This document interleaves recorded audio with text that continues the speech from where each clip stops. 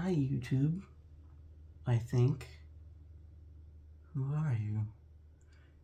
Anyway, welcome to the Xbox PC.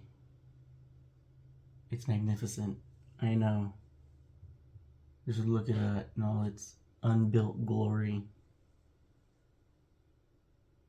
Basically, I wanted to document me making this little PC.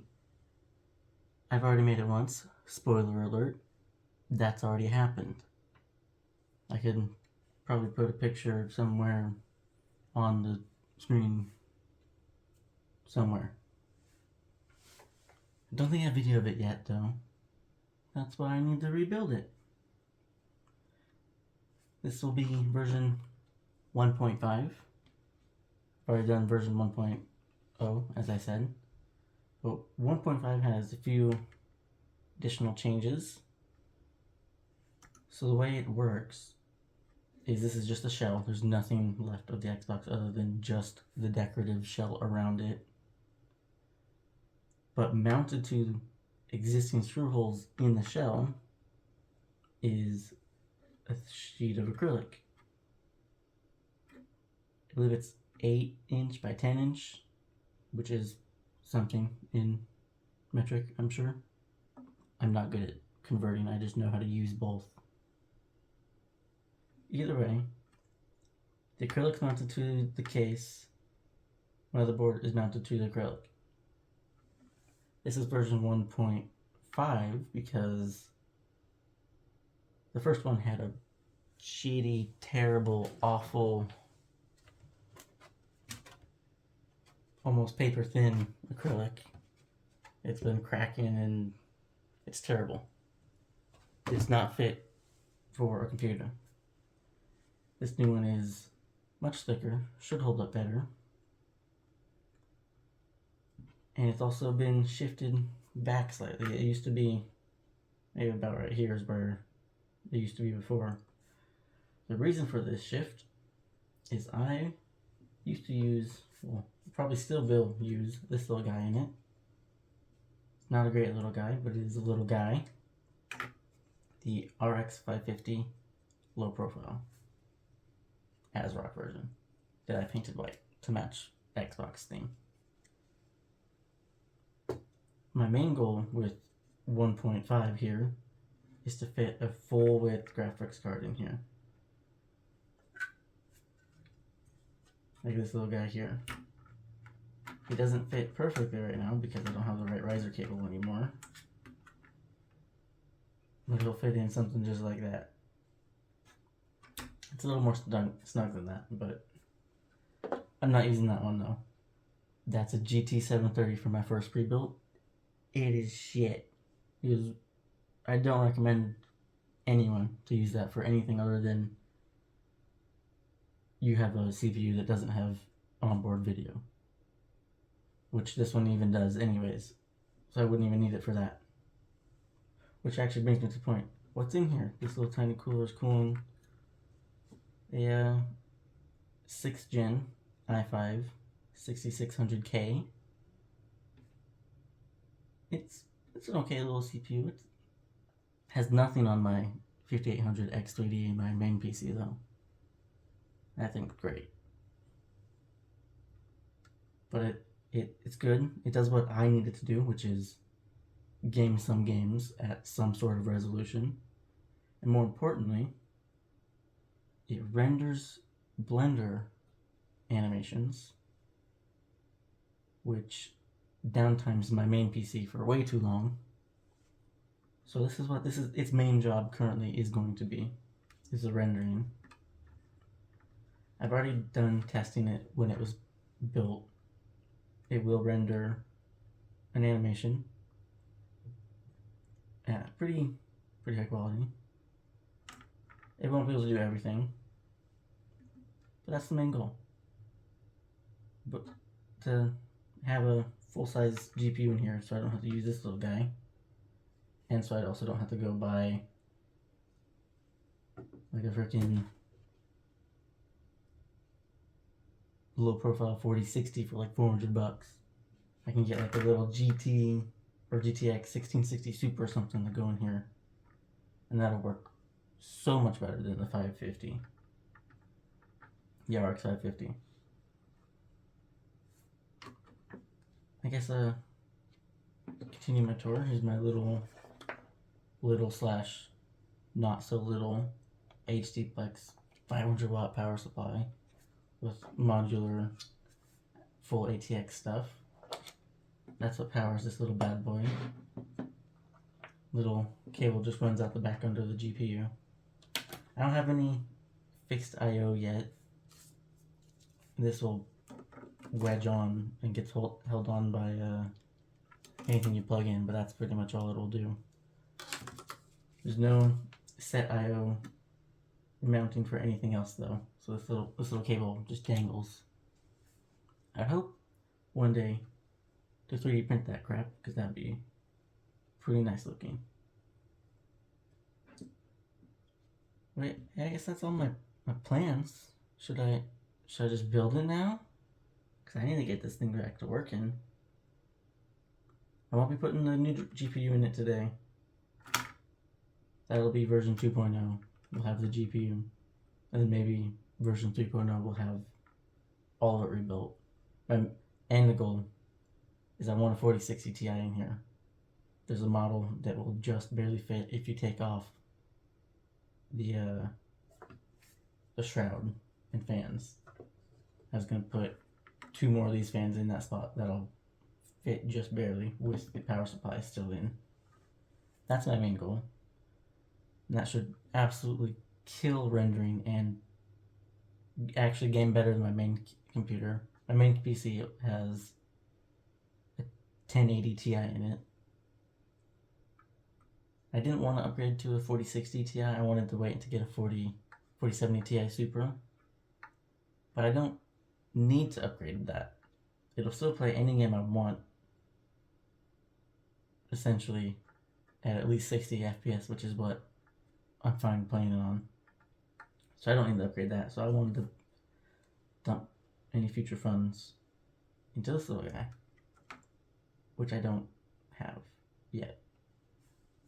I'm an artist. I don't make a lot of money. Sorry. That's just the way it is. Anyway, I said I was gonna build.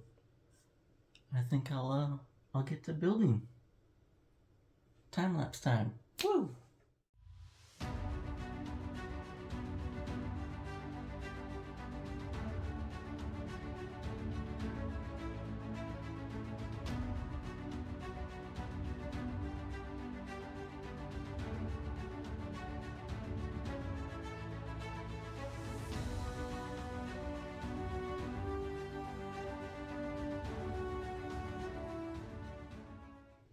Alright, here we are at my temporary setup.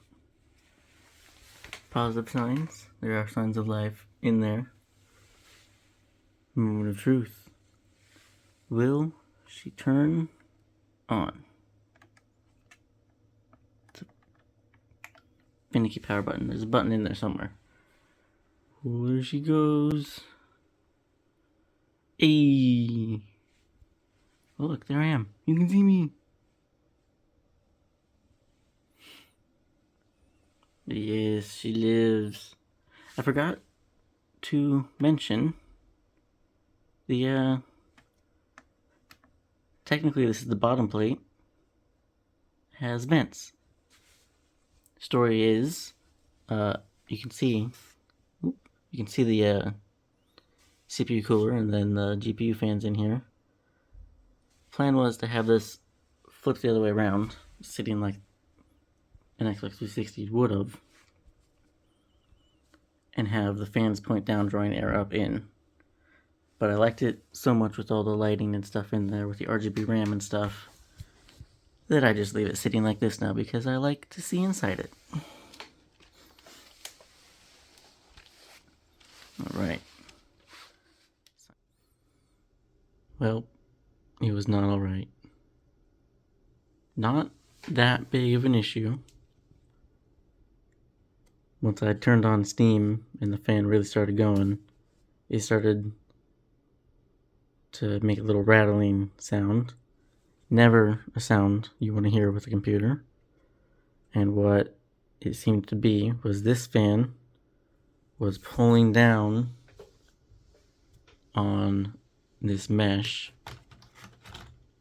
and it was, because this mesh isn't perfect, it can be pulled down a little bit, and just that extra little tiny little bit thicker acrylic that it's mounted to now, push it up high enough that it'll now interact with the mesh. So I will check back with you guys when I fix that. I'll be back. It lives! So I fixed the issue. I have some little metal wire that we had. It's fairly tough, but easy to bend. Not easy enough that the fan will ever bend it, or the mesh will ever bend it. So I made it so that it sort of bows out above the fan now, pushing the mesh up away from the fan, and we're all good now. Woo! As you can see, I'm being a little ambitious, installing some larger games than this PC probably should ever run. But it'll be nice for if I ever upgraded the GPU to have it. Plus, it'll just be fun to see how this poor little itty bitty RX 550 holds up to some big games. When they're all downloaded, I'll be back, and we'll not really play them, but turn them on, maybe. We'll see. And we're back. It's the next day. My internet's not great. It took a while.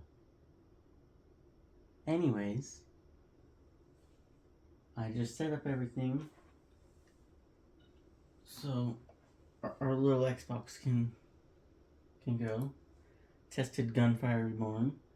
Lovely little game. I would recommend the hell out of it. Tested that. It plays it quite well. It plays at, I wouldn't say a rock solid, but a solid 60 FPS. I accidentally had VSync on, so that's as high as it was going. GPU was 69 degrees, nice. And the GPU, or the CPU, only got up to like 50 something. So it's not that warm, which is nice to see considering how compact everything is. But now, let's test something crazier. Jump straight into Cyberpunk. Let's see if it even launches. I have no idea if it even will. Haven't done any testing yet other than just setting up Gunfire. One eternity later. Oh my god, it turned on. Oh.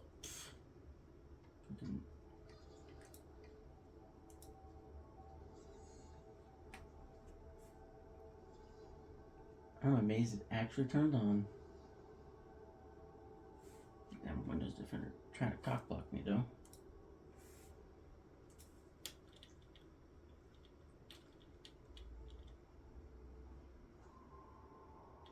Alright, let's turn some settings down.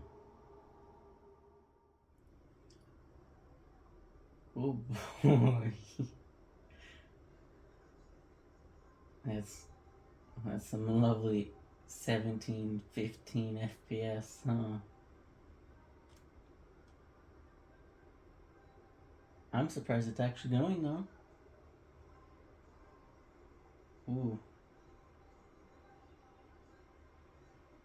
GPU's at 71 degrees, CPU almost 60, 63. Not bad. 24 FPS. Great FPS if we were watching a movie, but we're not. Well, I mean, kind of are, but like a slideshow. That's kind of mean. It's kind of mean. 20 FPS though. I wouldn't consider this very playable.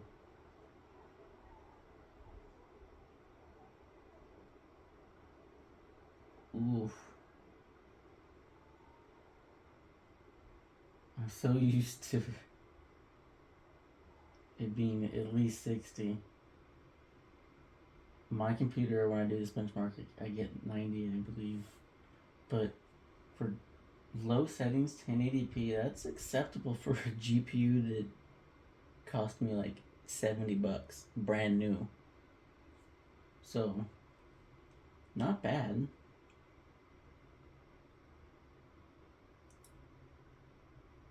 Let's do this again. Max was 25, minimum 15.9. Number of frames 1,300. Mine does like 9,000. Alright, let's see if I can get it to a playable state. If I can get it over 30 by tweaking some settings, that would be amazing.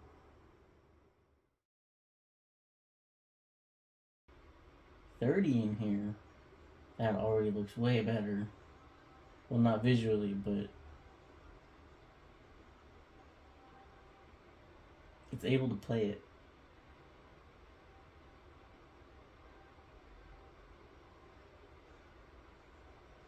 It's crazy how just going up from 20 to 30 feels so much smoother.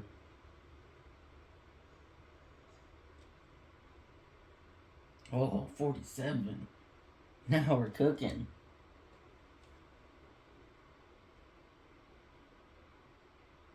$48. Alright, that was way better. And at the quality that it's running at, I'll be honest, it looks the same. Everything on low, you might as well drop it down to 720p instead of 1080 because the quality was so low to begin with.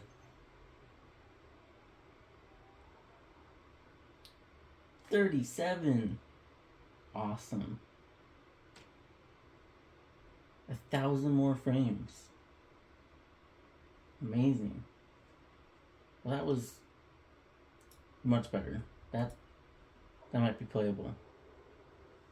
I wish I had a save in this game so I could actually see what it's like in the game. But for now, our benchmark will be fine because I don't want to. I mean, you know what, sure. Give me 1 second, or maybe 2, and I'll be back. And we're back. So I got to the point where I can mostly drive around and be free.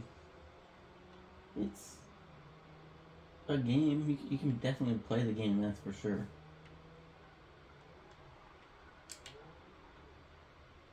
I mean, I would prefer to play on my main computer, but that's not what I made this game for. For this PC for. This PC is more so for when I can't use my main computer, like out in the living room, you know, that sort of stuff. But I mean, the fact that I can play Cyberpunk at all, it's pretty great. But let's go test another game. And we're back. Forza. This is my first time playing on this account, so I had to go through the whole intro. Which it did okay.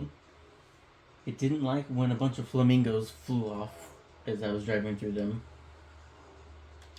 But other than that, it's been about 30 or more, which is really good, honestly. I don't know what it set itself to. It looks like it might have been medium.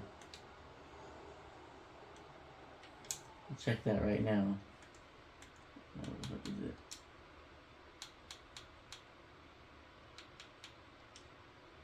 Yeah, it's on medium everything. So if I wanted to go higher, I definitely could. I think 30 is totally fine for Forza. It's super playable. I mean, I used to play the first Forza game on the original Xbox, so it's both looks and performance as good or better, so honestly, I'd say this is a strong pass for the Xbox PC. It's kind of neat playing Forza Horizon on an Xbox 360 again, because that's where the first one was, I believe. Yeah, I don't think we had the one yet.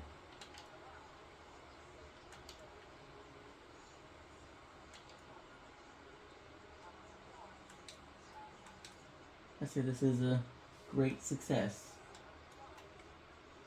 I'm pleasantly surprised. I when it couldn't play Destiny, I assumed it just couldn't play anything. Maybe I should try and go play Destiny again. I'll do that. Let's go do Destiny. And back again. So, I decided I'll just finish off with, instead, some Halo. Quality classic Halo. First met Halo on the 360. Favorite game was from the 360. So let's play some Halo Reach. It should handle this no problem. I've already played Halo Reach on this Xbox PC already. Oh, I just got a bunch of achievements. Good for me. I did pick one of the bigger maps, bigger missions at least. But I don't think it's a problem for this Xbox PC. If it can do Cyberpunk on low settings and run the hell out of Forza on medium, that's not bad. It can smash Halo Reach. Even the retextured up better version that they have. Man, look at all my achievements. Oh, it's my first time on my second account playing this, that's why. Oh, this game's so good.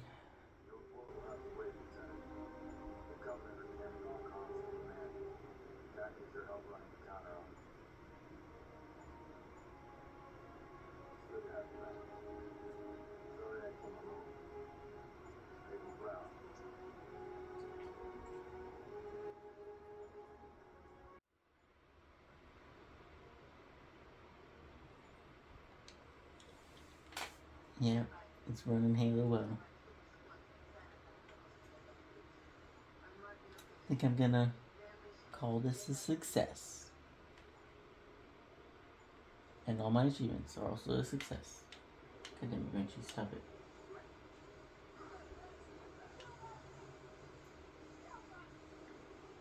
Got them.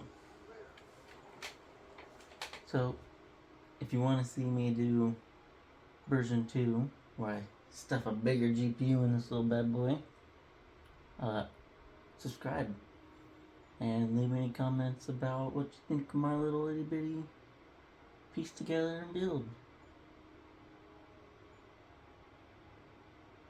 It's doing its best.